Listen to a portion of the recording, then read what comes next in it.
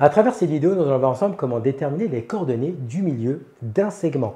Donc pour ce faire, on va le traiter sur deux exemples. Dans l'ensemble de la vidéo, nous allons considérer que nous sommes dans un repère orthonormé OIJ.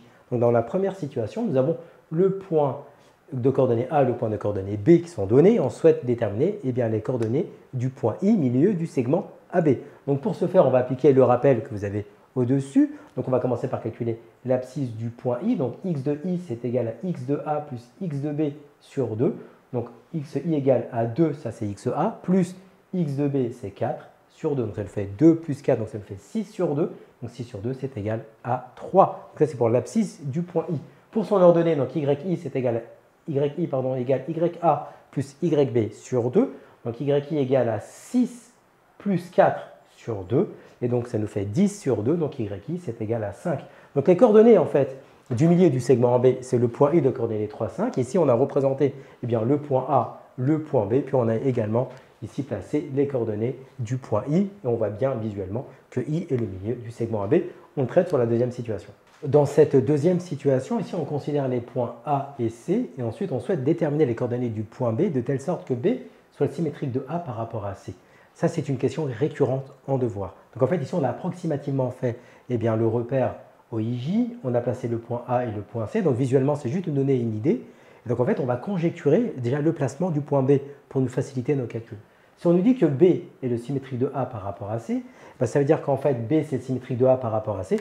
Donc, en fait, on va faire le symétrique, on va calculer AC. En fait, c'est la longueur AC qu'on reporte ici. C'est une symétrie centrale. Donc, le point B va être à peu près ici, approximativement. Mais ça veut dire quoi, ça? Ça veut dire qu'en fait, tout simplement, si on regarde le segment BA, on considère que là, c'est un segment BA, C sera le milieu de ici AB. Donc, en fait, on a C, le point C, qui est milieu du segment AB. Et donc, on va appliquer la formule qui est au-dessus pour pouvoir déterminer ces coordonnées. C'est parti.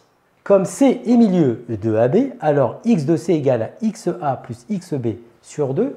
Or, ici, nous connaissons x de C qui est égal à 3 et x de A qui est égal à 4. On substitue, donc 3 égale 4 plus xb sur 2. Donc là, on a une équation. L'objectif, c'est de trouver la valeur de xb.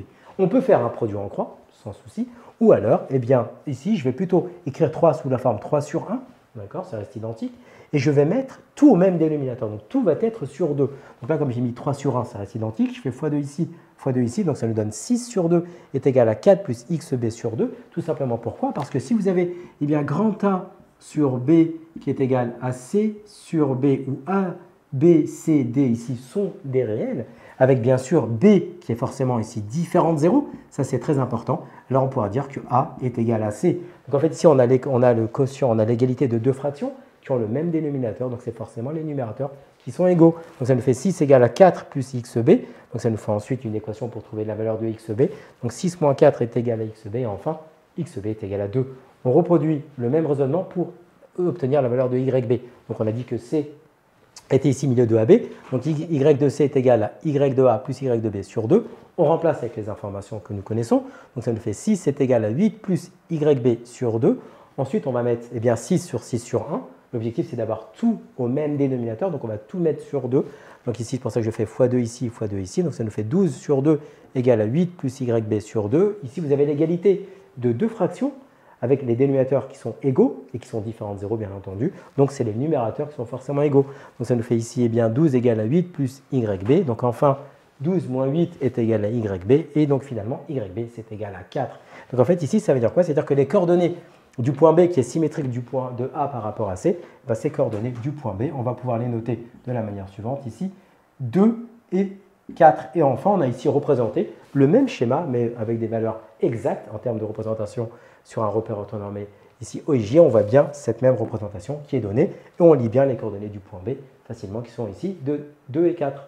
Comme tu as kiffé la vidéo et que tu veux des bonnes notes en maths, alors tu mets un pouce bleu, tu t'abonnes à notre chaîne, tu poses un commentaire, on y répond sans problème. Ensuite, on t'embarque avec nous sur g20enmaths.com. Des exercices corrigés, des détails de ouf avec ça. Plus d'excuses pour ne pas avoir de bonnes notes en maths. Et bien sûr, rendez-vous sur nos réseaux sociaux.